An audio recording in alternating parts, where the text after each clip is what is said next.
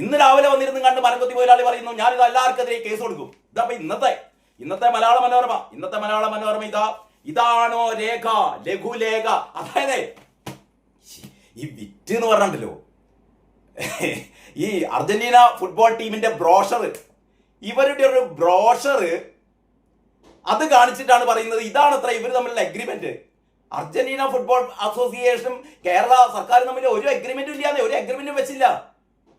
ഇത് പൈസ വാങ്ങി എന്ന് പറയുന്നത് വേറൊരു ഇടനിലക്കാരൻ US കമ്പനി, അമേരിക്കൻ കമ്പനി, അതൊരു കറക്ക് കമ്പനി.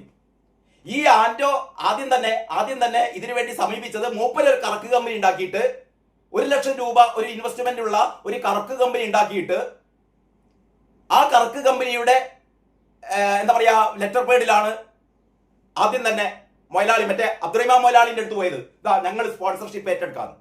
അബ്ദുറഹ്മാൻ മൊയ്ലാളിക്ക് താൻ എന്താ പറയുന്നതെന്നോ, മൂപ്പര് മാഡ്രിഡിൽ പോയി, മൂപ്പര് സ്പെയിനിൽ പോയി. എന്തിനാണപ്പാ പറയുന്നത്? സംസ്ഥാന സർക്കാരിന് ഒരു പൈസ നഷ്ടപ്പെട്ടിട്ടില്ല എന്നാണ്. മൂപ്പര് സ്പെയിനിൽ പോയി, അതിന് 16-17 ലക്ഷം മൂപ്പര് 2-3 ആളെ കൂട്ടിക്കാണ്ട് മൂപ്പര് സ്പെയിനിൽ പോയി സ്പാനിഷ് ഭാഷയിൽ അവിടുത്തെ ഈ എന്താ പറയാ ഈ അർജന്റീന ഫുട്ബോൾ അസോസിയേഷനിലെ ആൾക്കാരൊക്കെ സംസാരിച്ചത്രേ. എവിടെ കൂറ കപ്പലിൽ പോയ ഇത് ആരെ പോയി